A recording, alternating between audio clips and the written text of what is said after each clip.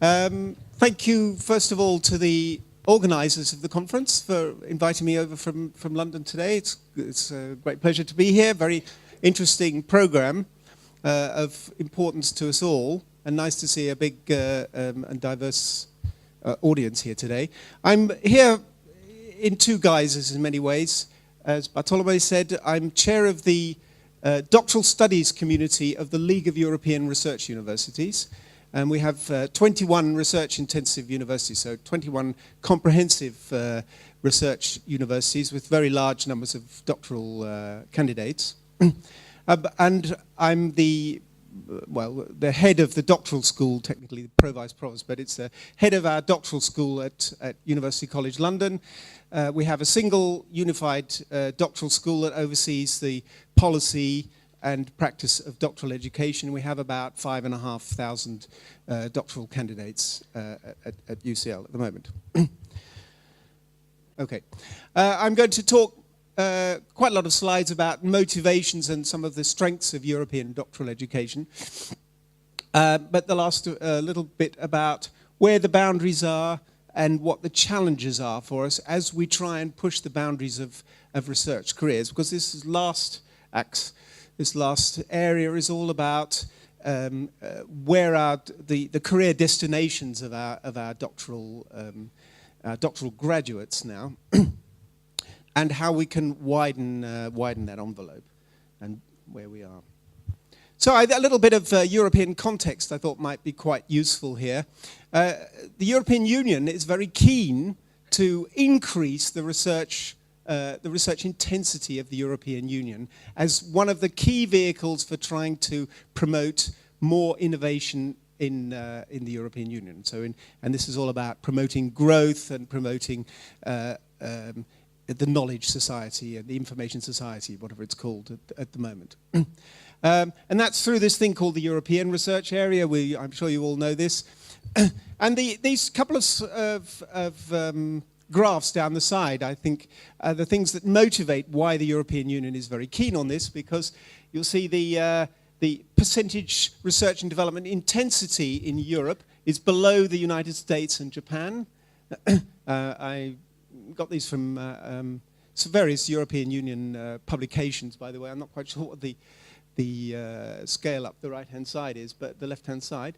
But the research intensity is less, and the percentage, the density of researchers within the European Union is also below our major competitors, United States and Japan. So two things they're trying to, you're probably aware of this, the European Union has a couple of performance indicators trying very hard to promote, to increase the research and development spend up to 3% of GDP across all the member states in the European Union, and we're some way below that. In fact, interestingly, the reason we're below most of our competitors is not in the public sector investment in research, but it's mostly in the private sector in research. However, that's part of the whole agenda that we have before us. And one of the ways they wish to do that is to try and get this last one right, because we see researchers as a driver of innovation, and to try and produce a higher intensity of researchers across the member states. And one of the ways they estimate we need 1 million new researchers over the next few years. And that's one of the things that's driving the Marie Curie program and Horizon 2020 and all that sort of stuff. So, since we want to promote and try and increase the researcher intensity, let's have a little look at what we think we're trying to do in training these researchers. We've had quite a lot of this today already. We're trying to train them as rigorous, innovative researchers, but also with a real desire to make an impact with their research, not just to do research for its own sake. And we coined this phrase, creative, critical, autonomous, intellectual risk takers, to try and really see what we're trying to make our researchers really autonomous, driving themselves and so on. I'll come back to that shortly. And they're really there then to try and create strong new research results, strong frontier research, to try and not just for its own sake, but to create new businesses, to better inform policy, better research-led and informed curricula, which we were hearing about earlier on today, challenging the old ideas in what we have, and really trying to make this very strong contribution to to European society. And I particularly liked the lady from Montreal who was talking about ambition. You know, we want them to have real ambition to really have these new ideas, but the ideas to make impact to really help drive innovation in Europe. So from the researcher point of view, why would they wish to be part of this? And it's important we think about these. And again, we've seen some of these already today. Of course, why do they come in? It's the excitement of research that brings most of them in. We saw that from one of the presentations earlier. Personal interest and commitment to the research agenda. Obviously, an interest in a research career, but that is, as we know, not only an academic research career, but also non-academic research careers. And of course, that's what this session is very much about. They also want the idea of being a researcher has with it a sense of independence as a professional. We heard a lot about professionalism today. But as a researcher, you feel you have more independence in driving your own agenda. And there's that's not entirely true across the entire researcher domain, as we know.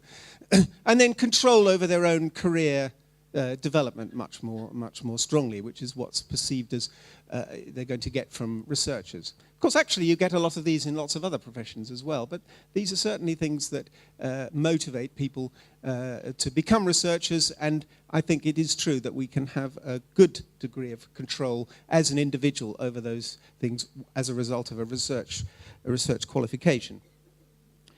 So we produced from Liru a document about 4 years ago. Well, first of all, there was the Salzburg 2005 Salzburg Declaration, Salzburg Principles they were called. And about a few years after that, we, as the Liru universities, as I say, 21 research-intensive universities, UCL is one, Pierre Marie Curie is another, and Inge's University Leiden, who's going to speak after me, is another one of the universities. But we wanted to get together to see where did we see the PhD, the doctorate going in the future. What did we see was the core, and this was the sort of summary of it. Doctoral graduates are drivers of their own professional development while being immersed in a research-rich environment. Boundaries are permeable to other research fields. Connections to the external world have a global outlook linked to other sectors of society, the employability and indeed the research, but also where they're going as well, so that the skills of the new doctors develop are highly valuable to the knowledge society. And as I said, this strap phrase we had, creative, critical, and autonomous intellectual risk takers. Quite a mouthful, but really we think encapsulates. They're creative, they're really original in their ideas, critical and rigorous, that's very important. Autonomous, able to work very much under their own steam, have their own ideas, take the way through, right through to proof of concept.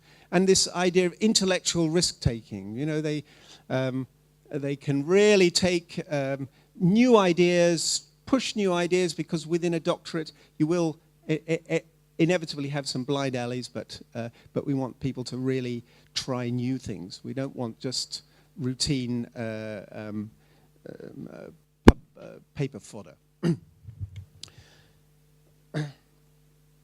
And in order to encapsulate this, so this was a paper, if you look on the Liru website, you'll see this. It's called Doctoral Degrees Beyond 2010, Training Talented Researchers for Society. And just this year, we produced a document called Good Practice Elements in Doctoral Education, which was to demonstrate how we as Liru universities were going about addressing some of these agendas. And of course, the real agenda is it's about training researchers. The thesis is evidence that they can do all these things. It's not just producing the thesis for its own sake. A couple of other things that came out. They need to be interdisciplinary. And there was a couple of examples, quite curious, interesting examples. I like that one at UCL. Game theory is an explanation of classical war games. It was quite interesting and so on. Intersectoral, so that's across sectors of society so that we don't reinvent these ideas. And of course, international. And here, international meaning sharing research developments and co-working across the world, but also aiding in the developing world as well. And a number of these ideas subsequently came into the innovative doctoral training principles of the European Commission. These 7 innovative doctoral training principles. But I wanted to mention something about international into the international prospects. It's not only just about the domestic researchers. We're trying to get all of our researchers to have this broader, globalized perspective. But of course, as we heard earlier today, we get many, many people from throughout the world coming to do their doctorates with us, and we wish to train them in the principles as we see them to make them really creative and critical to help the innovation in their own countries. And I always like putting this slide up in the UK, because the UK, we're very proud of the fact we have large numbers of non-European students. And this comes from the Innovation Scoreboard of the European Union. And this shows you the sort of percentage of non-EU doctoral students as a percentage of all doctoral students. And indeed, the UK is very high, but actually above us is France. France has more non-European students than the UK. I always like, as I say, I always like putting that one up in Europe, in the UK, and shocking everybody. Of course, Switzerland is the highest, but obviously that's a much smaller number. So we are, the UK and France certainly is doing its bit in helping to train the world in researchers. So within my own institution, we've been looking at this and how can we promote different researcher paths, because we have large numbers of doctoral students who are going into, who we are training, but we know that there are not academic careers for them all. And so we've looking at this not only from the doctoral students' point of view, but also the postdocs' point of view. So I chair a researcher development working group that's looking at researcher careers for doctoral and postdoctoral people. And we came up with these as a set of researcher career paths that we're trying to make all of our researchers aware of. And you see, research in higher education is, of course, one of many. So this is just trying to get them to think well beyond. Research in higher education is by no means the only outcome. Lecturing, teaching, and research, of course, that's the traditional academic position, but teaching outside higher education, public, private, and charitable sector research, policy and government, particularly, and think tanks, the whole entrepreneurial, setting up new companies and so on, managerial, professional, and here we put in law, engineering, medicine, architecture, university administration, a very important area of where I think it's useful to have a doctorate, because then you understand the nature of the business. Communication, particularly science communication and so on. I always like to think it would be nice if more people in the media had doctorates, then we might have better informed articles and so on. And then the last one, consultancy as well. So we've tried to, this is the way we've linked them, and this is mostly to try and just get the message out that there is a very much more diverse way of, diverse set of pathways. And this is now my own institution. I got the figures just the other day for last year. We produce about 1,000 doctorates a year. And you won't be able to read all these things down the bottom, but the pie chart, the light blue, 33% on the right-hand side, is university and institute researchers. That was all of the people. So it's only about 30% going into then 12%, the purple one down here was higher education teaching professionals, so that was sort of teaching fellows. And then we had medical practitioners and clinical psychologists. They happen to be quite large in my institution. Then a bunch of 2% ones. We won't go into what they are, but all sorts of different things. But the 29% one was other, which was all the other ones, and it was 72 different types of destinations. So there's a huge range of things that people do, and actually it's even, this is the doctoral, this is the what happens to our PhD or doctoral graduates. There are a few professional doctorates, but mostly PhDs. And the postdoc area is still, for us, is only about 30-something%. So, you know, we do have a lot of people going. So this is about getting the message across. And on our website, we've just recently, this is the UCL Careers Service website. We have a very good careers service who has a couple of people who are specifically designated to researchers. And we produced a bunch of career video interviews of researchers who've got a doctorate and they've gone on to do other things. And I commend you to have a look at this. If you go onto the UCL webpage, ucl.ac.uk, to careers, to the Careers Service, under researchers, and then there's these video case studies. You can click it. They're only quite short. Each one's only about 4 or 5 minutes. I was hoping to try and just do you a little bit of the first one, this co-founder of Ginix. It's a high-tech sort of company, but they by no means are they all high-tech type companies. So quite a range of things there. And then in the Liru report, that Liru report in 2010 I mentioned before, one of the key messages I was trying to get across there was that there are many different career options. And so we had half a dozen little thumbnail sketches of graduates from all the Liru universities who've gone to do other things, and this was one of them. She became head of collections and research at the Stedelijk Museum in Amsterdam. She's from the University of Amsterdam. And I picked out a couple of things, what she got out of the PhD, to distinguish what is of primary and what is of secondary importance.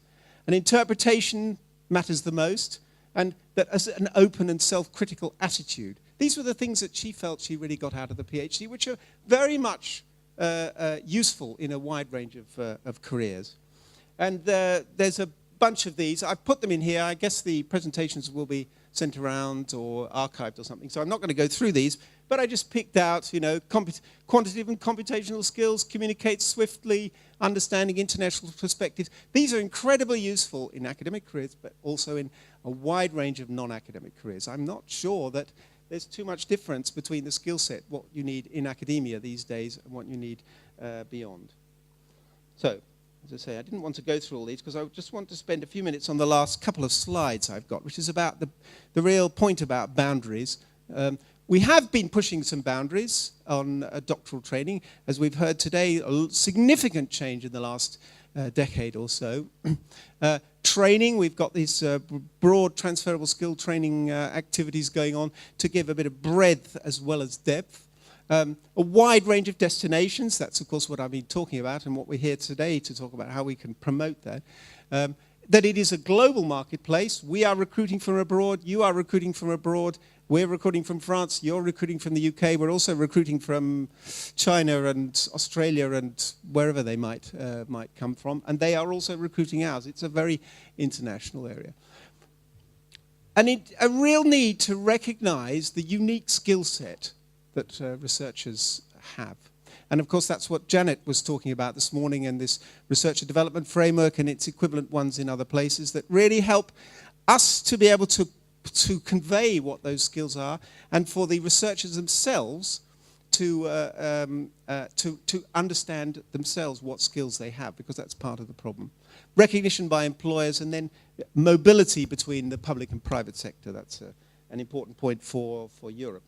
And then my last slide then, what I think some of the challenges are, and this comes out of what I've been saying up till now. We need to be getting across to our researchers that there are alternative career pathways. There are many alternative career pathways, really challenging, really interesting. And of course we've begun to do that. It's important that institutions have career guidance for their researchers, and that we don't rely on the supervisors, because actually the supervisors are usually not the best people, because they have no experience on the whole beyond the university sector. So it's really important we have good careers guidance services. We have to make sure that the advisors support non-academic career aspirations. Actually, I think this is probably the biggest challenge. I see plenty of nodding going on. Many supervisors, student doesn't want to tell their supervisor that they don't want to follow an academic career because they're afraid they'll get dismissed as a result of it. And we know this is a really, really big problem.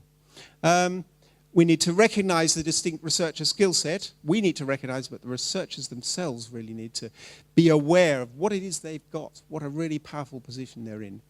And getting the word out to employers about this unique and powerful skill set that the researcher community that we have been training really have, because then they can get out there and help to drive the innovation which we also seek.